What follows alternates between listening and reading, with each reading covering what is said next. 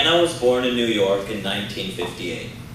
As a young adult, she found her passion to be journalism and went on to receive a degree in journalism from a prestigious university. Heading home after work on October 7th, 2006, she entered the lobby of her modest apartment complex and hit the up button next to the elevator, rejoicing at the thought of seeing her children. The metal doors opened, Anna walked in, and they started to close, when all at once, Anna dropped to the floor, never to open her eyes again. After living in New York, Anna Politskaya moved to her homeland, Russia. Anna became a people's reporter. She denounced communism and most recently Putin's dictatorship, and was assassinated in cold blood on this frigid Moscow night because of it. When we as Americans hear this story, we feel shocked, lament Anna's premature death, but also feel lucky to be living in the United States. And some might say it is luck that we as Americans enjoy more freedoms and civil liberties than any other citizens of this world. And some might say it is luck that we have one of the strongest economies and mightiest militaries on this planet. But ladies and gentlemen, it is not luck. The answer to why we as Americans enjoy not just the lives, but the livelihoods that we do, is our Constitution. But such an answer is incomplete, because many constitutions around this planet, Russia's included, in writing provide for the freedom of speech, the freedom of press, and are even living documents. And although necessary, it's not the writing of our Constitution that separates our Constitution in our country from other constitutions and other countries. But it's us, citizens of the United States of America. It's the fact that all of us, from a high school student like myself to the very president of this country, follow our Constitution. That it's much more than just ideas on parchment, but ideas actually implemented in our society and in our government. By following our Constitution, our founding fathers wagered that a great nation could be built upon the liberty that resides in the hearts of all Americans. By following our Constitution allowed succeeding generations to build our fragile young democracy into the most powerful nation on earth. And so long as we, as well as our government, continue to follow our Constitution, our nation will prosper, our liberty will be secure, and our union will remain strong. So let's see how is it that our Constitution has been followed, and also what we as Americans can do to make sure that it is continued to be followed in the years to come. Let's start with the executive branch, Article 2. Our Constitution states that anyone born within this country can become president, leader of the free world, if you will. But this is much more than just a statement in our Constitution, but a reality in our country today.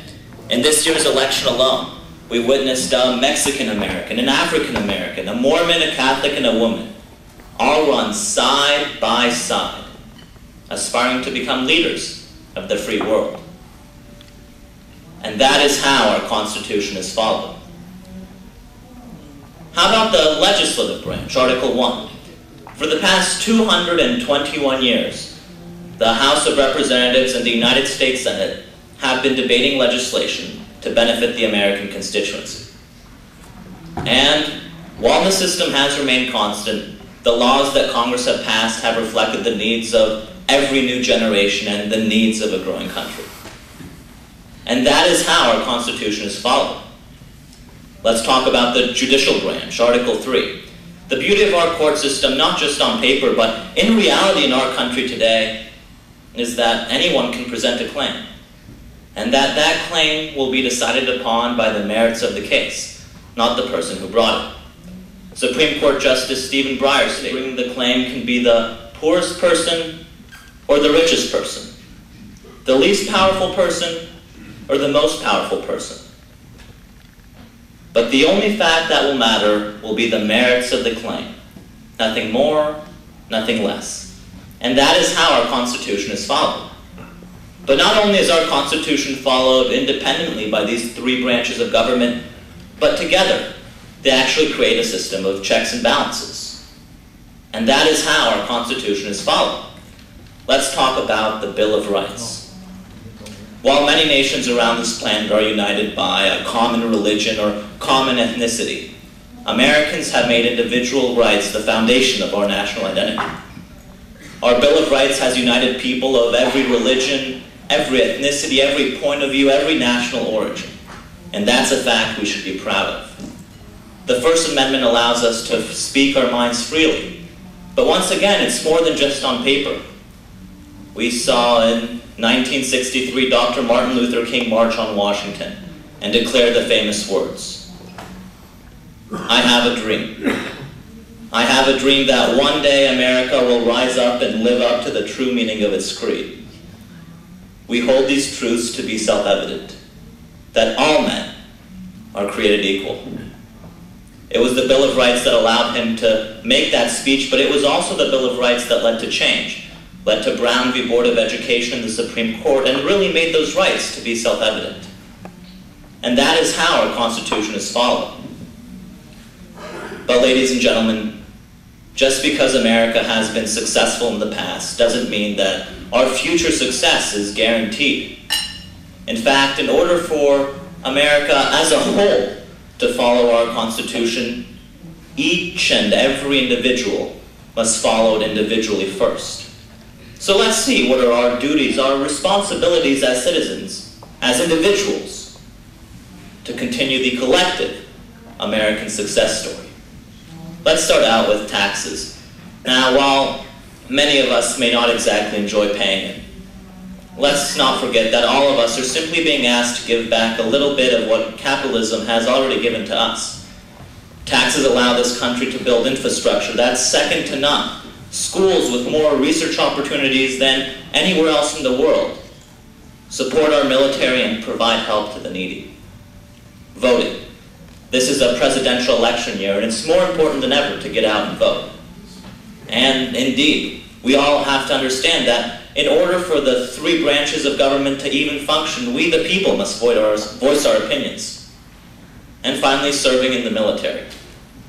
The bravest of Americans serve in the military to protect our country, our Constitution, and our countrymen.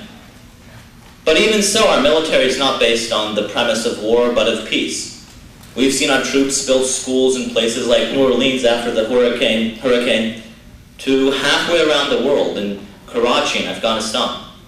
And that's a fact we should be extremely proud of. We've seen that you and I are blessed with numerous liberties. We've determined that the reason that we enjoy these liberties is because we follow our Constitution. But let's not forget that we have a responsibility. A responsibility to follow our Constitution. Thank you.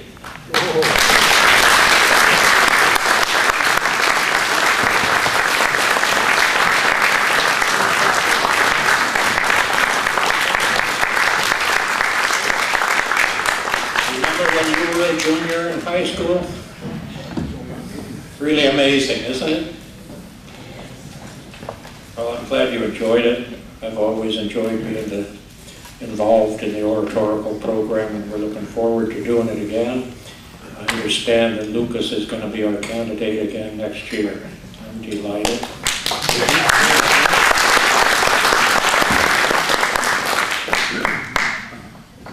Okay, thank you, Gil. I think now we will go back into the meeting, and I'll turn this microphone over to Larry for nominations of